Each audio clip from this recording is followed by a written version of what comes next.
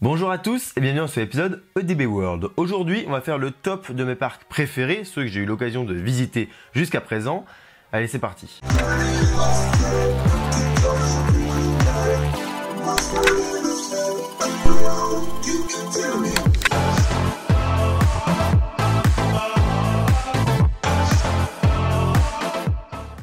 Avant de commencer, je vous invite à vous abonner à cette chaîne YouTube si ce n'est pas déjà le cas, ainsi qu'à me suivre sur mon compte Instagram. J'y poste énormément de choses, des stories, je vous partage d'autres comptes, d'autres créations de youtubeurs, d'instagrammeurs, etc. dans le domaine des parcs. Bref, c'est plutôt sympa, donc je vous conseille d'y aller. Sachez que c'est un top personnel, c'est-à-dire que le classement n'engage que moi. En aucun cas, ça veut dire qu'un parc est meilleur qu'un autre, en tout cas pas dans ce classement. Pourquoi je dis ça? Eh bien parce que imaginons si je compare Walt Disney et Walibi Belgium, eh ben on peut tout simplement dire que c'est pas comparable. Déjà parce que l'argent mis tous les ans pour le parc est totalement différent, le nombre de visiteurs par an est totalement différent. C'est vraiment deux parcs opposés, donc c'est tout à fait normal de ne pas comparer ces deux parcs. Par contre, on peut dire lequel on préfère, nous, selon nos propres goûts. D'ailleurs, dites-moi en commentaire, selon vos critères à vous, quel est votre top de parc que vous avez fait jusqu'à présent? Si vous avez fait que quelques-uns, que ceux de France ou quoi, dites-le, c'est toujours intéressant, mais essayez aussi d'expliquer pourquoi plus un parc qu'un autre. C'est toujours cool. Moi, je vais essayer de le faire au maximum, donner le maximum de matière pour vous dire pourquoi je vais préférer un parc plutôt qu'un autre. Et encore une fois, ça n'engage que moi. Très rapidement, je n'ai jamais fait PortAventura, je n'ai juste jamais eu l'occasion de le faire. Donc là, il sera pas dans le top. De même, Walibi Rhône-Alpes, je ne l'ai même pas comparé, donc je ne saurais même pas s'il est dans le top ou non, dans la mesure où, Walibi Rhône-Alpes, je l'ai fait il y a très longtemps, j'avais peut-être 10 ans, donc c'est trop loin pour que je puisse me faire une réelle idée dessus. Et dernière chose, je ne vais parler ici que des parcs d'attractions, pas des parcs aquatiques. Voilà, donc les Roulantica, etc., ils ne seront pas présents ici. Et c'est tout à fait normal, déjà parce que j'ai dû en faire un ou deux, et en plus parce que c'est pas ce qui m'intéresse le plus, et là ça n'a pas trop lieu d'être dans ce top. Commençons à la 10e position, nous retrouvons Walibi Belgium, et oui, un parc de la CDA. Alors j'ai beaucoup de mal à choisir ces dernières positions dans mon top 10, c'était assez compliqué parce que beaucoup de parcs se bataillaient et ils étaient plus ou moins similaires, mais bref, Walibi Belgium a gagné de par son offre déjà, parce que oui, l'offre est exceptionnelle, de par son histoire, et quand je dis exceptionnel, évidemment, je parle de Pulsar, Psyche Underground, Conda, voilà, ce sont des attractions qui sont, il y en a une qui est très intense, très récente, donc Conda, vous avez une qui est récente, c'est un genre de prototype encore, donc Pulsar, vous avez Psyche Underground qui est juste, une attraction, une relique du parc. Donc en fait voilà, il a vraiment quelque chose de cool, et ces dernières années la thématisation a vraiment été poussée au maximum. On a pu voir la zone Exotic World avec Tiguaca, maintenant Conda, on a donc la zone Karma World, la zone Fun World, enfin bref, c'est quand même des zones qui deviennent de plus en plus belles, et le parc en lui-même devient de plus en plus beau, donc je trouve qu'il a sa place dans cette position. Je note surtout un bel effort de la part de Walibi Belgium au fil des ans pour s'améliorer et pour finalement sortir du lot, ce qui à mon sens est pas mal réussi. Alors peut-être qu'à l'avenir ils seront plus haut dans le top quand le parc sera vraiment magnifique avec encore plus d'attractions, mais pour l'instant déjà ils sont très bien placés. À la 9e position, je sens qu'il y en a qui vont faire une crise cardiaque, et ça c'est pas grave, hein, on va dire que ça fait un peu partie du jeu et je vous ai prévenu en début de vidéo, mais il y a Disneyland Paris. Alors évidemment pas Walt Disney Studios, que Disneyland Paris, mais oui, Disneyland Paris est à la 9e position. C'est-à-dire qu'il y a 8 parcs que je préfère à Disneyland Paris, non pas qu'ils sont meilleurs encore une fois, mais que je préfère. Et c'est comme ça en fait. J'ai envie de vous dire, ils ont un peu trop joué et finalement ça n'a pas marché de mon côté. Déjà, vous avez le fait qu'ils se foutent littéralement de la gueule des visiteurs. À mon sens, c'est une honte et c'est totalement intolérable.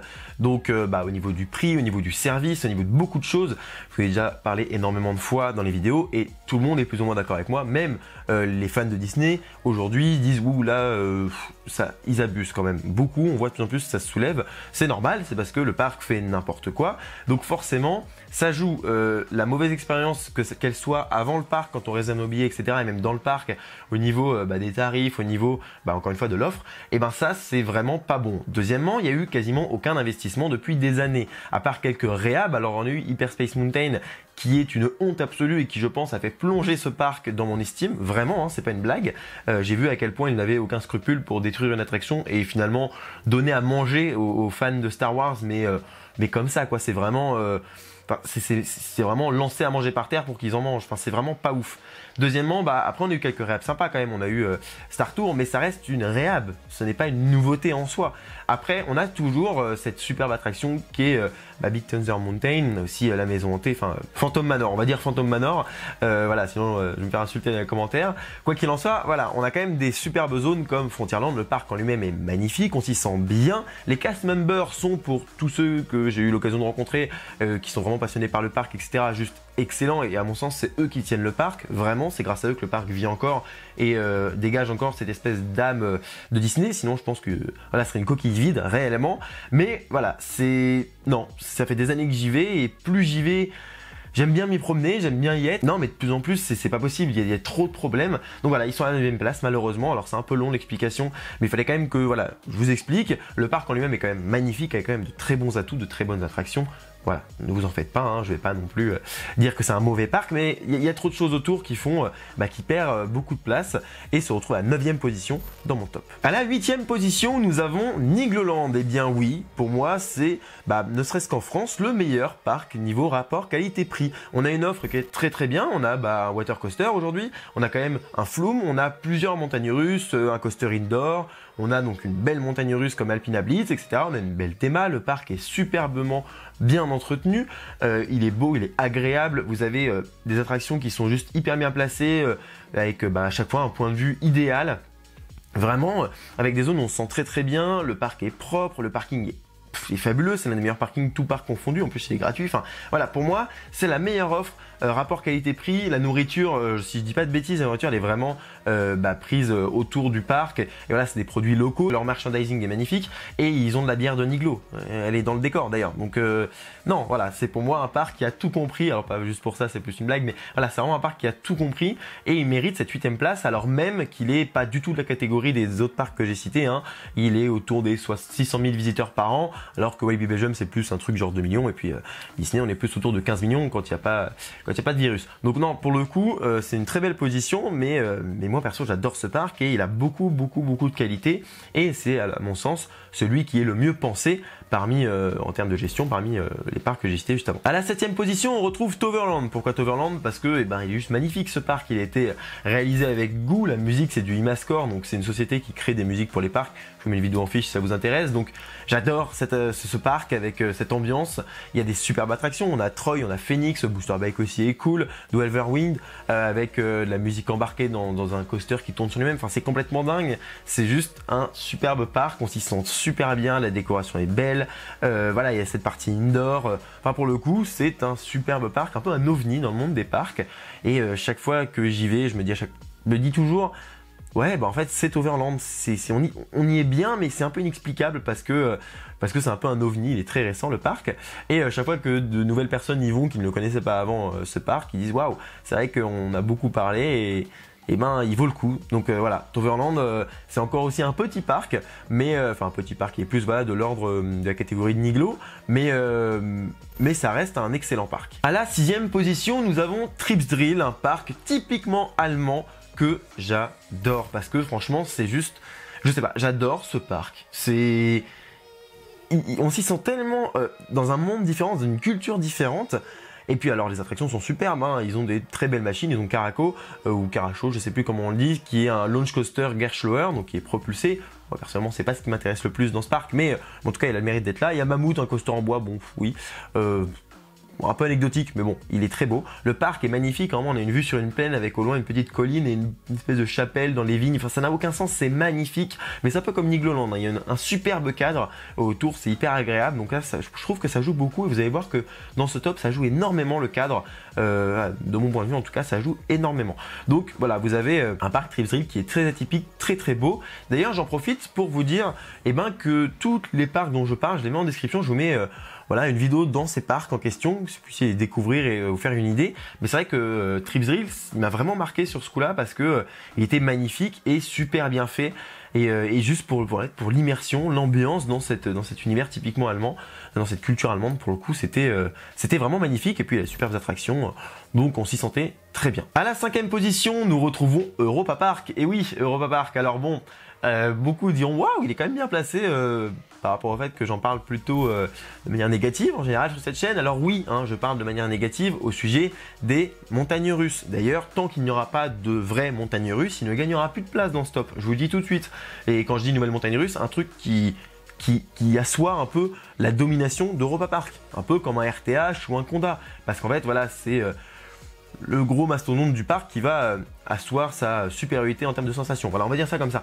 Parce qu'un parc comme Europa Park, il se doit d'avoir une montagne russe qui claque. Qui claque, voilà, ça va être un peu le terme. Mais il doit avoir une montagne russe avec l'effet waouh. Alors on a ça sur Silverstar, on a cet effet waouh quand on arrive, quand on ne connaît pas et qu'on est naïf. J'étais naïf, hein, c'est pas une critique. Mais en fait, quand on est dedans... Alors oui, le premier tour est cool, le deuxième tour est cool. Si on n'a jamais fait de coaster, c'est génial. Mais en fait, au bout d'un moment, non quoi. Au bout d'un moment... c'est vide, c'est une coquille vide Silverstar. Et bah, c'est ça le problème, c'est que il manque d'un gros coaster qui mette une claque à tous les visiteurs. On a Wodan évidemment, mais c'est vrai que voilà, ça manque d'une grosse attraction qui, comme je vous dis, met une claque à tout le monde, comme RTH, même si The Ride to Happiness est tout simplement un ovni à Plopsaland, on est un peu rien à foutre là. Mais c'est du constructeur Mack Rides, hein, la même société qui est dirigée par la famille Mack, qui dirige également Europa Park. Donc c'est anormal qu'un coaster comme Mack puisse faire d'aussi bonnes attractions, mais ne pas en avoir une qui pour le coup voilà, marque les gens. Ceci étant dit, on a quand même des excellents rendements. Ça, c'est l'un des meilleurs parcs en Europe, si ce n'est au monde, qui gère les rendements. C'est-à-dire que vous allez attendre très peu aux attractions, même s'il y a 3000 personnes devant vous dans la file d'attente, parce que ils ont plein de trains sur le parcours, parce qu'ils gèrent énormément bien les flux avec les opérateurs qui font monter vite les gens dedans, mais surtout on a ce petit effet cool que tout a été bien pensé. Donc on a des casiers pour mettre nos sacs rapidement, les quais sont immenses. Bref, c'est le total opposé à Astérix dans non pas dans la gestion des flux par les opérateurs, parce qu'Astérix gère plutôt bien aussi, mais dans voilà, la manière de penser les gares et de faire voilà, une station de débarquement, une station d'embarquement, bref. Donc voilà, pour moi c'est un gros plus. Il y a des très beaux décors, même si je trouve encore qu'il y a des gros défauts à Europa Park, ne serait-ce que Blue Fire avec des vieilles grilles vertes qui séparent les visiteurs de l'attraction. Enfin, je trouve ça vraiment dégueu. Mais bon, mis à part ça, il y a quand même de très belles zones. La zone grecque, à un moment, elle est vraiment très jolie. Voilà, on s'y sent quand même très bien dans ce parc. C'est pour la famille, je pense, le meilleur parc d'Europe, si ce n'est du monde, mais j'ai pas eu l'occasion d'en faire beaucoup non plus, donc je peux pas trop dire. Mais voilà, sachez que c'est juste sur les montagnes russes, vraiment, je trouve qu'il y a un gros défaut. Après, il est des fois un peu surcoté sur certains sujets, hein, bon ça on va pas se mentir, mais voilà, il reste très très bien comme parc et je vous le recommande si vous l'avez jamais fait, surtout allez-y parce que c'est un incontournable en Europe. À la 4e position, on a un parc un peu hors catégorie. En fait, je vous explique, il faut comprendre qu'il y a des parcs, on ne sait pas pourquoi ils nous marquent. Celui-là aurait dû être à l'extérieur du top et dire voilà, motion spéciale pour ce parc-là. Mais non, en fait, je voulais vraiment le placer dans le top parce que c'est vous dire à quel point il me marque. Parce qu'il est à la 4e position et que derrière, on a du Disney, on a du Europa Park. Vous allez voir, en fait, il s'agit de Movieland qui se trouve en Italie. Hein. C'est un parc complètement dingue et la seule unique raison pour laquelle il se trouve à cette position, même si encore, voilà, c'est un peu hors catégorie, eh ben, c'est parce que les sensations qu'on a là-bas sont uniques. Elles sont uniques au monde. On n'aura jamais ça nulle part ailleurs, que ce soit dans Magma ou dans Kid Super Jet. On aura ça nulle part ailleurs. Et si vous ne savez pas de quoi je parle, arrêtez la vidéo et allez voir Movieland parce qu'elle vaut totalement le coup. Non pas parce que c'est une vidéo que j'estime étant super bien, parce que je ne veux pas juger mes propres vidéos, mais parce que vous allez voir à quel point les attractions, elles, sont fabuleuses. Donc voilà, pour moi, c'est vraiment... Ils sont au-dessus, quoi. Ils sont au-dessus, mais dans une folie complètement... dingue, je sais même pas, il n'y a pas de terme pour décrire ce parc, donc à chaque fois que j'en parle, c'est avec des étoiles dans les yeux et voilà, une impossibilité de dire à quel point il est bien et à quel point il est à la fois complètement chelou et pas si bien que ça dans un sens, parce qu'il y a quand même des attractions un peu foirées, il y a des décors, on dit ouais c'est bizarre quand même, mais bon, dans les faits, c'est un parc qui marque tellement qu'il ne peut pas être plus bas dans le top. Voilà, c'est pour ça que je l'ai mis à cette position là. À la 3e position, on retrouve Efteling, donc qui, à mon sens, se rapproche un petit peu de Trips Drill, parce que ça reste un petit peu dans le même esprit, je trouve, même si c'est quand même relativement différent. Mais on a un parc qui est magnifique avec une offre d'attractions complètement dingue.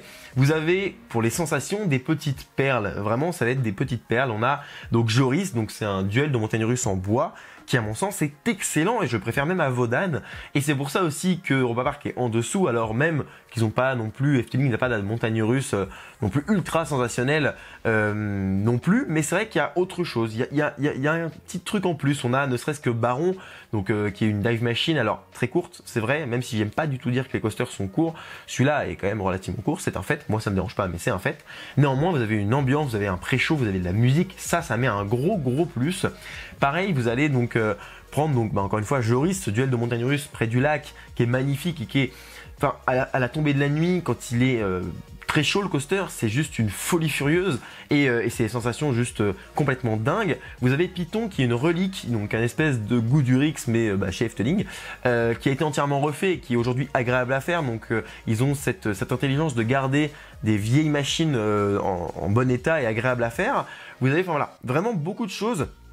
Et je vous conseille totalement, si vous l'avez jamais fait ce parc, je vous conseille. Vous avez des attractions qui sortent vraiment de l'ordinaire. Par exemple, vous avez le Hollandais volant. Mais putain, le Hollandais volant, c'est juste indescriptible tellement c'est bizarre et c'est génial par la thématique, par l'histoire. En fait, c'est ça qui me plaît dans Efteling. C'est vraiment l'histoire qui est racontée à travers le parc. Il y a une belle symbiose entre les montagnes russes, entre les attractions. Vous avez vraiment une vraie histoire. Et c'est ça, à mon sens, qui fait qu'il éclate tous les autres comme Europa Park par exemple, ou comme Trips Drill aussi, mais surtout Europa Park, c'est que même si les montagnes russes ne sont pas les plus folles, et en fait vous avez autre chose, vous avez juste une histoire et un parc qui va vous transporter, vous faire voyager et juste vous transporter. Il n'y a pas d'autre chose, faut le vivre en fait, mais c'est un super parc. On arrive dans le top 2, alors je me doute que le top 1 vous le connaissez déjà, mais pour cette position, la deuxième, je pense que vous allez être assez surpris, il s'agit de Gardaland.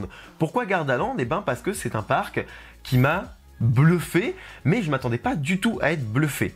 En fait, on m'avait pas du tout vendu le parc, même quand on est dedans, on voit que c'est assez disparate, on a une zone un peu vieillotte, un peu ovni, chelou, avec une zone à côté mammouth, enfin bref, c'est assez improbable. Mais déjà, on a une offre qui est exceptionnelle. Quand je dis exceptionnelle, c'est qu'on a une superbe offre d'attractions en termes de variété. On a des décors qui, à mon sens, sont vraiment superbes et très recherchés. Alors, c'est pas les plus beaux décors, la plus belle matière. On n'est pas encore sur ce que fait Fantasyland, mais on est sur du maximum, de la recherche au maximum, et ils ont fait tout ce qu'ils pouvaient pour rendre immersif les zones, et ça, je trouve que c'est vraiment exceptionnel. Mais surtout, c'est l'ambiance du parc qui m'a plu. Je ne sais pas pourquoi on a passé la soirée, enfin la journée, la soirée et même un peu la nuit là-bas du coup. Vers 23h, on a quitté le parc, mais je sais pas, il y avait une ambiance, on s'y sentait tellement bien et on avait tellement envie de rester. Il y avait ce truc qui nous ont attrapés, le parc nous a attrapés et nous a dit mais vous ne sortez plus de là quoi.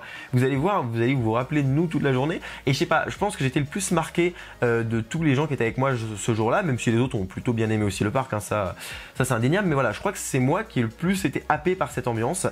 Parce qu'en fait, il y a un truc qui m'a marqué.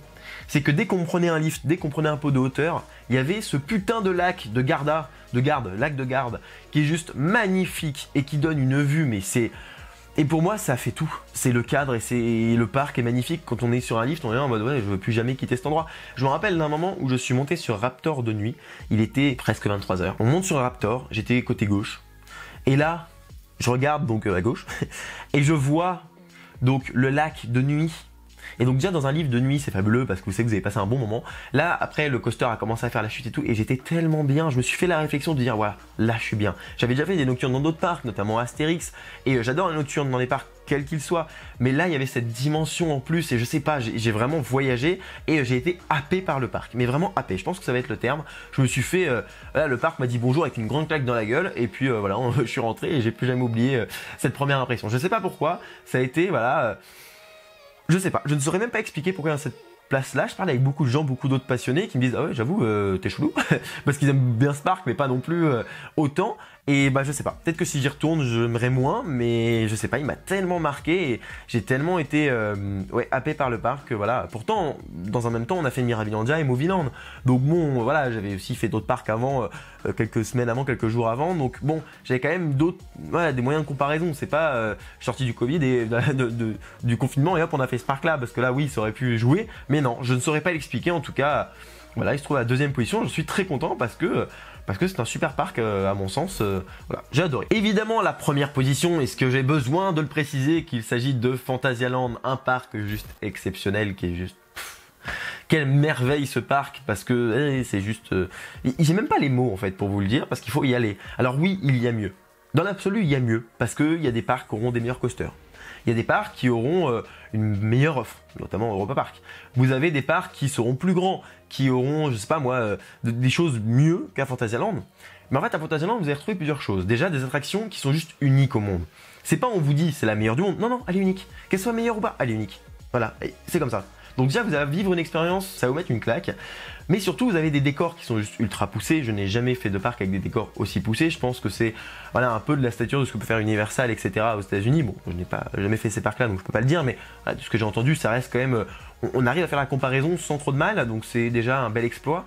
Vous avez donc des attractions qui sont très recherchées, qui jouent avec les décors, qui sont hyper inventives, qui vont vraiment vous proposer des expériences uniques et qui vont vous transporter. Même si je vous le rappelle que voilà, l'offre c'est pas la meilleure parce que par exemple au niveau Dark Ride, donc attraction en intérieur, bon il y en a quelques-uns quand même, hein, c'est cool, mais il y a des parcs qui ont quand même mieux. Vous avez surtout des parcs qui ont de meilleures offres pour la famille. Là, bon, pour le coup, Fantasyland a ses défauts, mais qui sont, je pense, des défauts volontaires, et c'est en fait ce qui en fait sa force, c'est qu'on n'est pas dans un parc où d'un coup, au détour d'une allée, on va avoir une pomme ou un truc un peu pourri. Non, eux ils soignent chaque détail, chaque truc. Bon, il y a encore des petits défauts évidemment, parce que le parc évolue, mais il évolue tellement que les défauts tendent à disparaître complètement.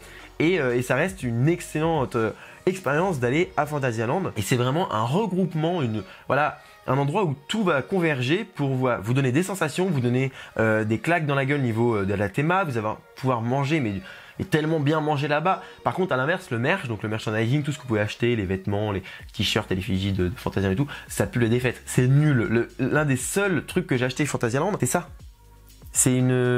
C'est un bracelet, et ça fait des années que je l'ai parce que c'est le seul truc que j'ai acheté Fantasyland. C'est le seul truc qui tient la route en fait, avec 2-3 autres petits objets comme ça, et du genre des pins. Mais vraiment c'est impressionnant à quel point ils n'en ont rien à foutre de vendre des merdes aux gens. Ils veulent juste vendre de la bouffe, de la bonne bouffe. Et puis alors après, voilà, je ne parle pas du parc qui est d'une beauté inouïe. Et donc voilà, ce parc là c'est vraiment, on peut pas dire que c'est le meilleur parc du monde parce que forcément il a ses défauts, mais qui pour moi sont pas des défauts, sont même des forces. Mais après c'est parce que je suis comme je suis, parce que j'aime les sensations, parce que j'aime l'immersion à ce point.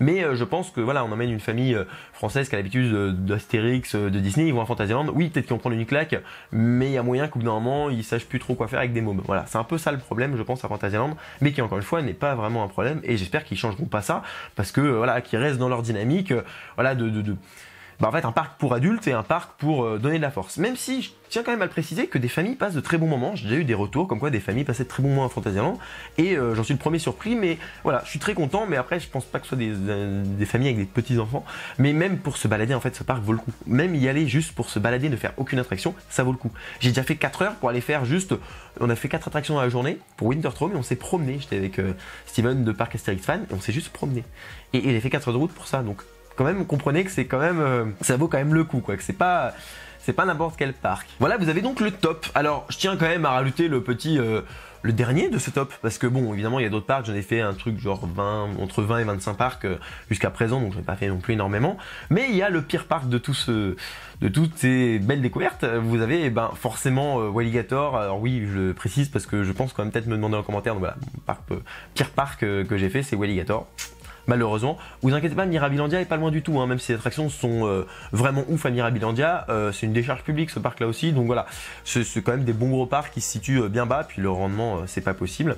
Et alors ensuite, vous avez aussi, voilà, je précise quand même le petit coup de cœur français, alors même si mon parc préféré en France c'est Legoland, là, mon petit coup de cœur français c'est Kingoland, et d'ailleurs je profite donc pour vous parler de ce parc, mais surtout de tous les petits parcs français que j'ai eu l'occasion de faire. Donc on a la Récré et Trois Curés, la Mer de Sable, le parc du Bocas, donc Kingoland comme je vous l'ai dit, Freepertuis, etc. Il y en a plein d'autres, et ce sont des parcs qui méritent chacun une visite. Il n'y a pas à discuter, ils méritent tous une visite parce qu'ils ont tous quelque chose à donner, quelque chose à revendre. Voilà, ils ont tous cette faculté de vous transporter, même si ce sont de petits parcs avec pas de grosses montagnes russes. Voilà, ils ont tous cette capacité à vous faire vivre de superbes expériences. Donc j'ai eu le coup de cœur pour Kingoland. Pourquoi? J'en sais rien. Encore une fois, c'est un peu comme Gardaland, je ne saurais pas expliquer. Mais ça n'empêche que tous les autres que j'ai cités aussi sont vraiment exceptionnels et sont voilà, on a la chance d'avoir ce genre de petits parcs en France. Donc allez les visiter, donnez-leur de la force vraiment. Ils en ont besoin parce que ils en ont besoin pour se développer, et donc c'est cool pour que plus tard ils nous proposent des choses encore mieux. N'oubliez pas dans les commentaires de mettre votre top à vous en mettant quelques explications pourquoi un parc plutôt qu'un autre. Ceci étant dit, je vous remercie d'avoir suivi cette vidéo jusqu'au bout. Je vous dis à bientôt pour une prochaine vidéo, soit en EDB World, soit une vidéo dans un parc. D'ici là, soyez enthousiastes. Salut!